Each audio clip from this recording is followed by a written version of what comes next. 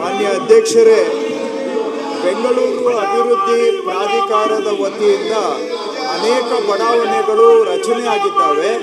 ಆ ಬಡಾವಣೆಗಳಿಗೆ ಈ ಹಿಂದೆ ಬಹಳ ವರ್ಷಗಳ ಹಿಂದೆ ಭೂಸ್ವಾಧೀನ ಮಾಡಿದ್ದರೂ ಸಹ ಭೂಸ್ವಾಧೀನಕ್ಕೆ ಒಳಪಟ್ಟ ಬಡಾವಣೆಗಳ ಜಾಗಗಳಲ್ಲಿ ಅನಧಿಕೃತ ಬಡಾವಣೆಗಳನ್ನು ಆಗ್ಬಿಟ್ಟಿದ್ದಾವೆ.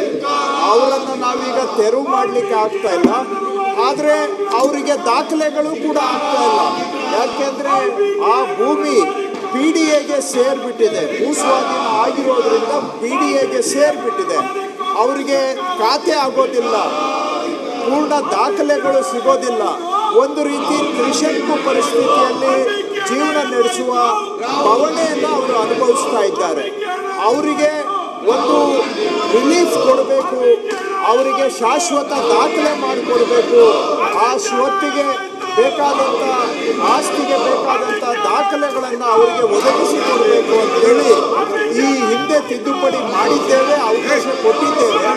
ಆದರೆ ಈಗ ಅದಕ್ಕೆ ಇನ್ನಷ್ಟು ಅದಕ್ಕೆ ವಿಧಿಸ್ತಾ ಇದ್ದಂಥ ದರವನ್ನು, ಚಾರ್ಜಸನ್ನು ಇನ್ನೂ ಫರ್ದರ್ 50% ಕಡಿಮೆ ಮಾಡೋದಕ್ಕೆ ಒಂದು ಜನಪರವಾದಂತಹ ತಿದ್ದುಪಡಿಯನ್ನು ನಾವಿವತ್ತು ತಗೊಂಡು ಬಂದಿದ್ದೇವೆ.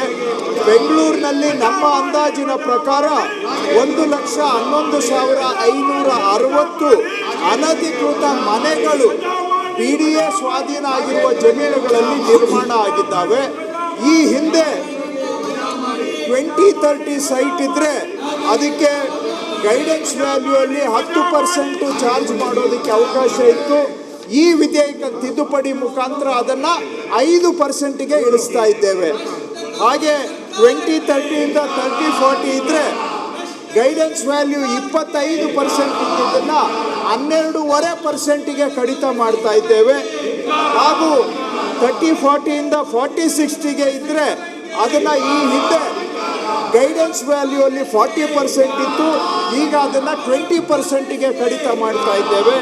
ಹಾಗೂ 40-60 ಮತ್ತು 50-80 ಮಧ್ಯ ಇದ್ದರೆ ಈ ಹಿಂದೆ 50% ಆಫ್ ಗೈಡೆನ್ಸ್ ವ್ಯಾಲ್ಯೂ ಇದ್ದಿದ್ದನ್ನು ಈಗ 25% ಆಫ್ ದ ಗೈಡೆನ್ಸ್ ವ್ಯಾಲ್ಯೂ ಮಾಡಿ ಅವರಿಗೆ ಒಂದು ದೊಡ್ಡ ಪ್ರಮಾಣದಲ್ಲಿ ಪರಿಹಾರ ರಿಲೀಫನ್ನು ಕೊಟ್ಟು ಅದರ ಜೊತೆಗೆ ಅವರ ಆಸ್ತಿಗಳಿಗೆ ಶಾಶ್ವತ ದಾಖಲೆ ಆಗಿ ಸಂಪೂರ್ಣ ಮಾಲೀಕತ್ವದ ಹಕ್ಕು ಸಿಗುವ ಜನಪರವಾದಂಥ ತಿದ್ದುಪಡಿಯನ್ನು ತಗೊಂಡು ಬಂದಿದ್ದೇವೆ.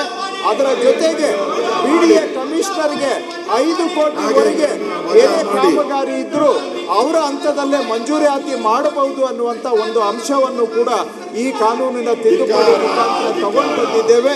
ಇದೊಂದು ಜನಪರವಾದಂತಹ ತೀರ್ಮಾನ ಆಗಿರೋದ್ರಿಂದ ಸುಮಾರು 1,11,560 ಮನೆಗಳ ಅವರ ಕುಟುಂಬಗಳಿಗೆ ಬಹಳ 50% ಕಡಿತ ಮಾಡ್ತಾ ಇರೋದ್ರಿಂದ ಮತ್ತು ಅವರಿಗೆ ದಾಖಲೆಗಳನ್ನು ಶಾಶ್ವತ ಮಾಡಿಕೊಳ್ಳಿಕ್ಕೆ ಅವಕಾಶ ಮಾಡಿಕೊಡ್ತಾ ಇರುವ ಈ ಜನಪರ ತಿದ್ದುಪಡಿಗೆ ಈ ಸದನ ಒಪ್ಪಿಗೆಯನ್ನು ಕೊಡಬೇಕು.